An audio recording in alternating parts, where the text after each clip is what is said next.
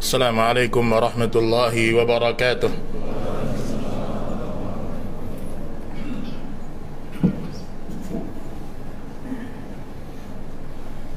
Allahu Akbar, Allahu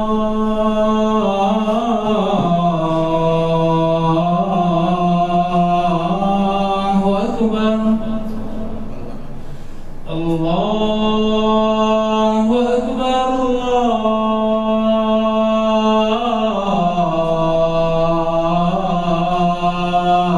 Allahu Akbar. Asyhadu an la ilaha illallah.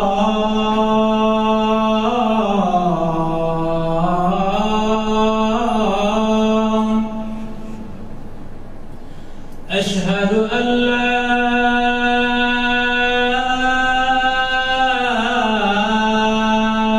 ilaha illallah. Asyhadu anna Muhammadar Rasulullah.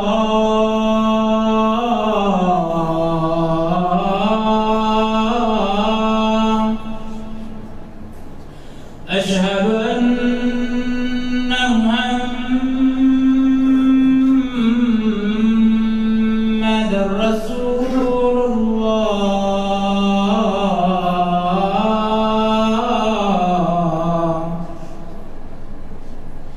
Hayya 'alas salah.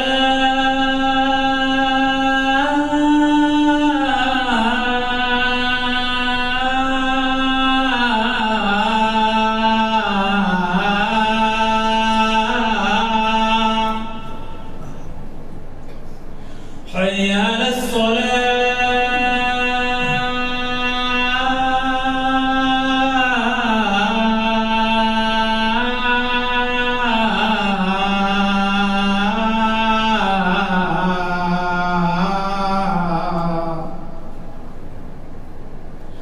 Hayya 'alal falah.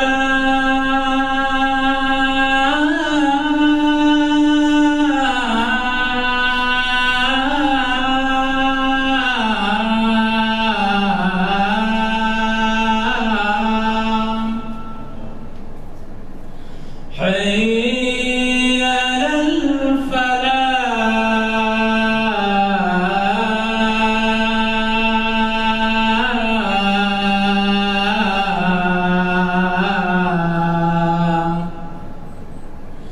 Allahu Akbar,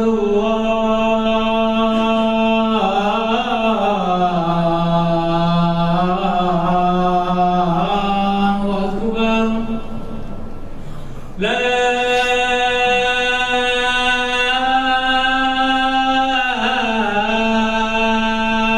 ilaha illallah.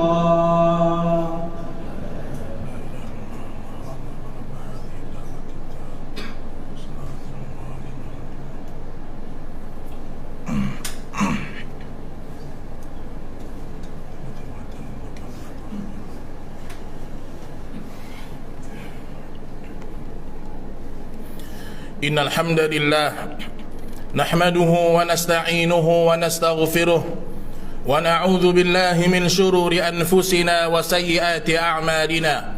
Man yahdihillahu fala mudilla lahu wa man yudlil fala hadiya lahu. Ashhadu an la ilaha illallah wahdahu la sharika lahu wa ashhadu anna Muhammadan 'abduhu wa rasuluh sallallahu alaihi wa ala alihi wa sahbihi ajma'in.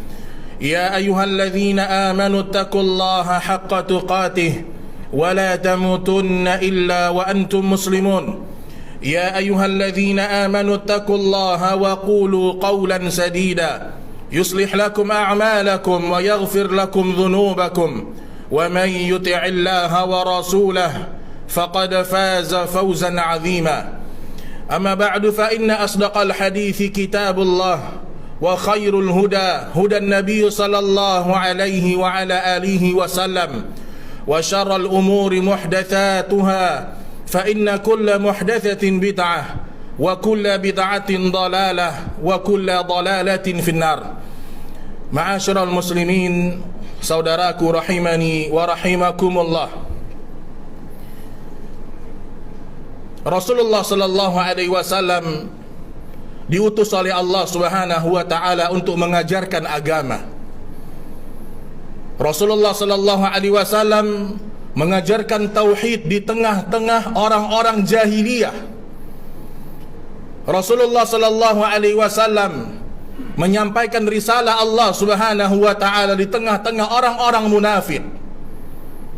Allah Subhanahu wa taala berfirman, "Laqad manna Allahu 'alal mu'minin إذ بعث فيهم رسولا من أنفسهم يتلو عليهم آياتك ويزكيهم ويعلمهم الكتاب والحكمة ويعلمكم ما لم تكونوا تعلمون."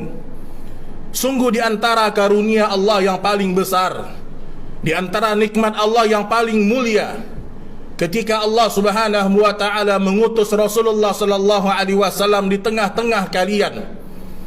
Kemudian Rasul itu menyampaikan ayat-ayat Allah. Rasul itu menyampaikan sunnah-sunnahnya Nabi kita Muhammad sallallahu alaihi wasallam. Dengan itu Allah membersihkan dosa-dosa kalian. Padahal sebelumnya kalian tidak pernah berilmu dengan apa yang sebelumnya disampaikan oleh Rasulullah sallallahu alaihi wasallam. Kaum muslimin rahimani wa rahimakumullah. Ada dua sebab terbesar rusaknya Islamnya seseorang. Dari sekian banyak penyebab rusaknya akidah seorang mukmin, ada dua sebab terbesar yang disebutkan oleh Al-Imam Ibnul Jauzi rahimahullahu ta'ala. Sebab yang pertama, ketika mereka beragama, ketika mereka beribadah kepada Allah, mereka tidak mau kembali kepada Al-Quran dan Sunnah Rasulullah sallallahu alaihi wasallam. Ada orang yang tidak mau kembali kepada sunnah Nabi. Bahkan ada sebagian orang yang anti dengan kalimat sunnah. Dia menganggap kalimat sunnah ini bukan dari Rasulullah sallallahu alaihi wasallam. Bahkan sebagian orang tidak pernah merasa cukup dengan apa yang telah diajarkan oleh Rasulullah sallallahu alaihi wasallam. Padahal Allah Subhanahu wa taala berfirman, "Wa ma kana lil mu'minin wala mu'minatin idza qadallahu wa rasuluhu amran ay yakuna lahumul khiyaratu min amrihim." Tidak pantas seorang mukmin. Kita kalau mukmin ikhwan, tidak pantas bagi kita dan tidak pantas bagi orang-orang mukminah ketika sudah datang ketentuan Allah dan Rasulnya. Allah mengatakan ini halal, Allah mengatakan ini haram, kemudian mereka mencari hukum-hukum yang lain selain hukumnya Allah dan Rasulnya alaihi salatu wassalam. Gak pantas kita seperti itu. Maka perhatikan bagaimana kita beribadah kepada Allah. Selalu kata para ulama, bukan yang penting salat, bukan yang penting sedekah, bukan yang penting ibadah haji dan umrah, bukan itu yang penting kata para ulama. Yang paling penting bagaimana salat kita, bagaimana ibadah sedekah kita, haji kita, umrah kita, dan ibadah-ibadah yang lain itu sesuai dengan sunnah Rasulullah sallallahu alaihi wasallam.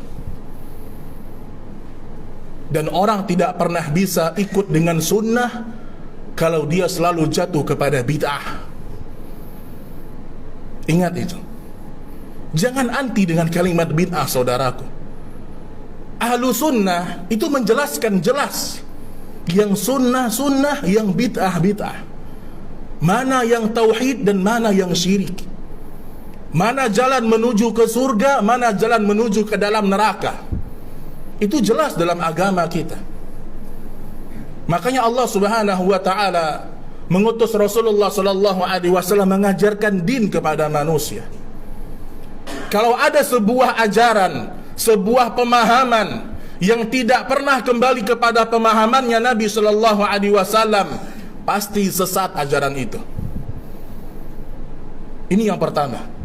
Kalau ingin akidah kita selamat, ingin ibadah kita diterima oleh Allah Subhanahu wa taala, perhatikan apakah ibadah kita sudahkah sesuai dengan sunnah Nabi sallallahu alaihi wasallam, dan harus ikhlas karena Allah Subhanahu wa taala.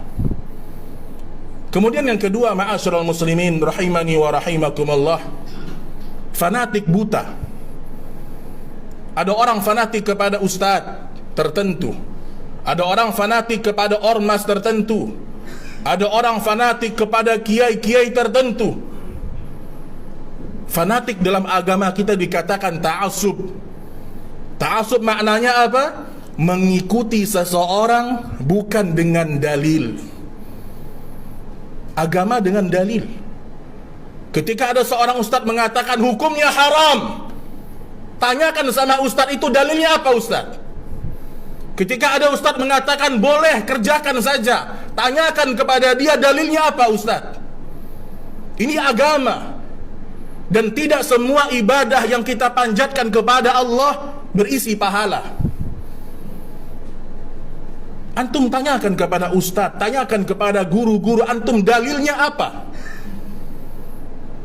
Karena tidak ada sesuatu yang lebih berhak dan wajib kita terima kecuali dalil, nas yang sahih. Dan kalau sudah ada dalil, maka kaedah buang semuanya. Kalau sudah ada dalil, fatwa ulama buang semuanya. Apakah lagi fatwa itu bertentangan dengan sunnah Nabi sallallahu alaihi wasallam?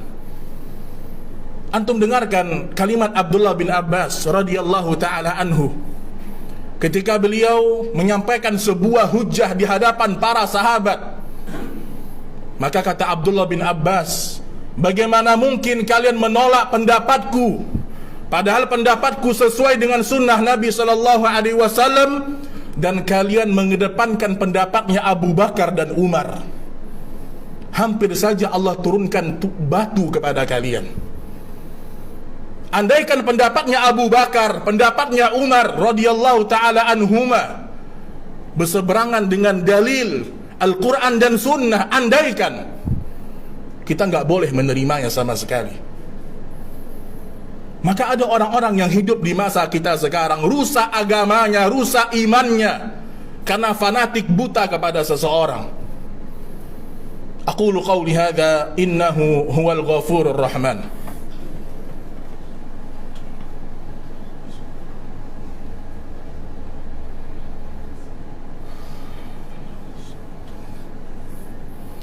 Alhamdulillahi ala ihsanih, wa syukur lahu ala taufiqihi wa amtinanih, wa asyhadu an la ilaha illallah ta'ziman li sya'nih. Saudaraku yang dimuliakan Allah Subhanahu wa ta'ala, kalau orang sudah fanatik buta, maka dia tidak pernah peduli lagi dengan ayat-ayat Al-Quran. Kalau sudah fanatik, ustadz saya paling benar, fatwa ulama ini paling benar, mazhab ini yang paling sahih, ribuan ayat Al-Quran kita sampaikan kepada dia, ribuan hadis Nabi kita ucapkan di hadapan dia, dia akan mengatakan pendapat ustadz saya paling benar. Maka dahulu para ulama mazhab, mereka tidak pernah membuat mazhab. Ingat itu. Sekarang banyak ustadz-ustadz menyuruh orang bermazhab.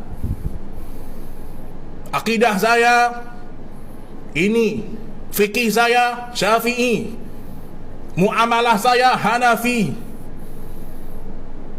Dan kalau kita fanatik kepada mazhab, kita akan banyak jatuh kepada kesalahan. Contoh, Al-Imam Ibn Hazm Al-Zahiri,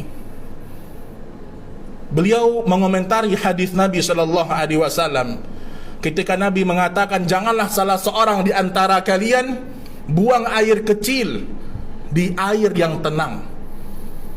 Fahami baik-baik kalimat ini. Kata Nabi, jangan buang air kecil di air yang tenang, yang tidak mengalir.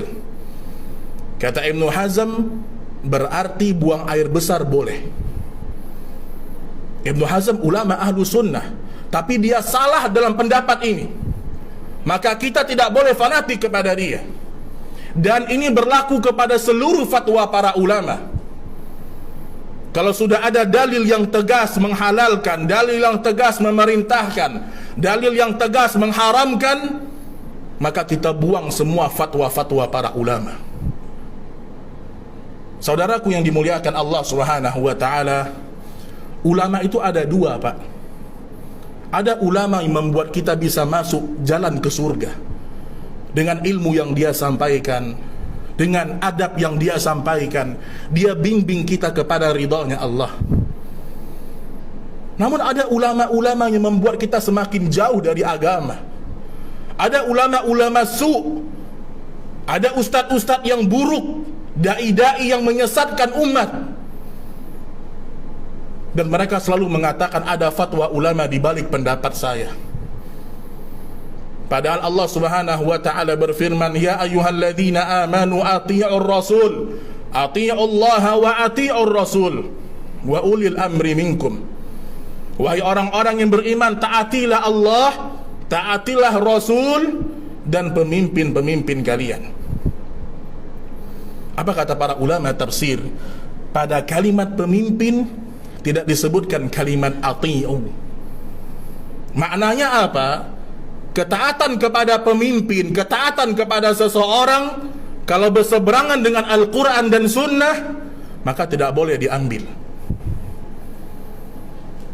Maka mudah-mudahan kita menjadi hamba-hamba Allah yang tunduk kepada firman Allah, yang hati kita lapang ketika menerima ketentuan-ketentuan Allah Subhanahu wa ta'ala. Allahumma salli ala Muhammad wa ala ali Muhammad kama sallaita ala Ibrahim wa ala ali Ibrahim innaka Hamidum Majid, wa barik ala Muhammad wa ala ali Muhammad kama barakta ala Ibrahim wa ala ali Ibrahim innaka Hamidum Majid. Allahumma ighfir lil muslimina wal muslimat wal mu'minina wal mu'minat al ahya'i minhum wal amwat innaka sami'un qaribun mujibu da'wati qadiyal hajat. Rabbana atina fid dunya hasanah wa fil akhirati hasanah wa qina adzaban nar. Wa sallallahu ala nabiyyina Muhammad wa akhiru da'wana anil hamdulillahi rabbil alamin. Aqimis shalah.